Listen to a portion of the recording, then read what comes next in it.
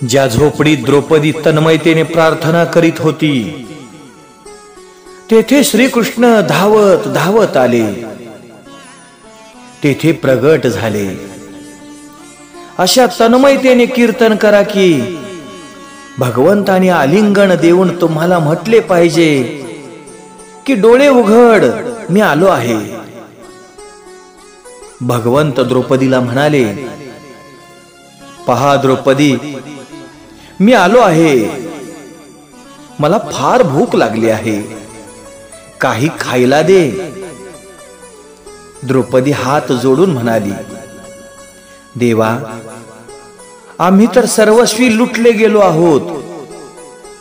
आमच्या घरात आता काहीही नाही. आपण थट्टा करू नका. 10,000 संतांना भोजन द्यायचे आहे, त्यासाठीच मी तुम्हाला बोलविले आहे. तेवढी व्यवस्था करून आमची लाज राखा. कृष्ण म्हणाले, त्या संतांच्या भोजनाची व्यवस्था मग पाहू. प्रथम माझ्या खाण्याची तर गोष्ट कर. तू नेहमी जेवणापूर्वी माझा नैवेद्य काढून ठेवतेस. आजही जे माझ्यासाठी ठेवले असेल ते दे. द्रौपदी म्हणाली, नाथ, आज तर मी विसरूनच गेले. आपणाकरता काहीच ठेवले नाही. भगवंत म्हणाले, तू आपले अक्षय पात्र मला दाखव, मला पाहू दे.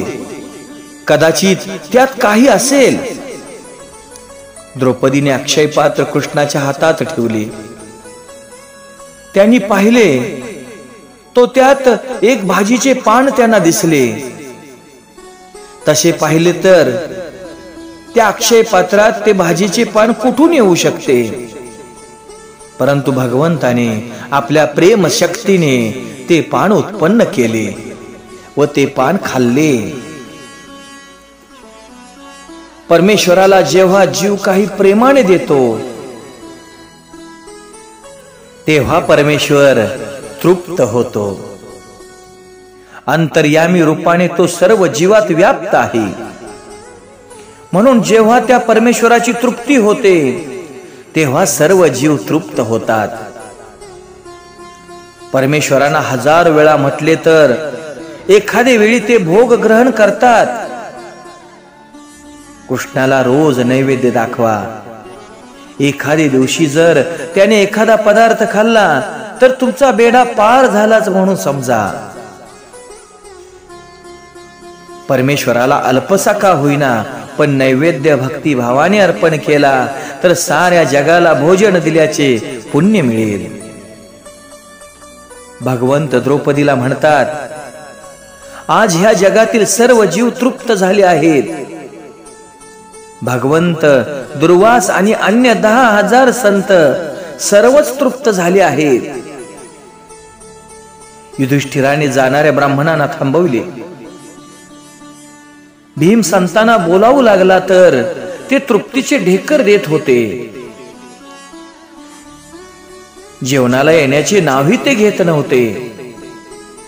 दुर्वासाने जाणले की हे कृष्णाचे काम आहे, त्याच्या वाचून हे कोणी करू शकणार नाही. त्यांनी भीमाला विचारले, द्वारकेहून कृष्ण तर इथे आले नाहीत ना? भीम म्हणाला, ते तर केव्हाच येथे आले आहेत आणि द्रौपदीशी बोलत बसले आहेत. ते म्हणतात, दुर्वास माझे गुरु आहेत म्हणून मी त्यांना आज प्रेमाने भोजन देऊ इच्छितो. दुर्वास म्हणाले, कृष्ण तर माझ्या गुरूंचेही गुरु आहेत, मी त्यांचा गुरु नाही.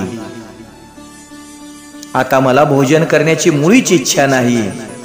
तुमचा संयम, सदाचार, धर्मपालन, कृष्ण भक्ती, कृष्ण प्रेम पाहून मी न जेवताच तृप्त झालो आहे. मी संतुष्ट आहे. दुर्वासाने आशीर्वाद दिला की पांडवांचा विजय होईल व कौरवांचा विनाश होईल. दादा, सेवा दुर्योधनाने केली आणि आशीर्वाद तुम्हाला मिळाला. जय जय राम कृष्ण हरी.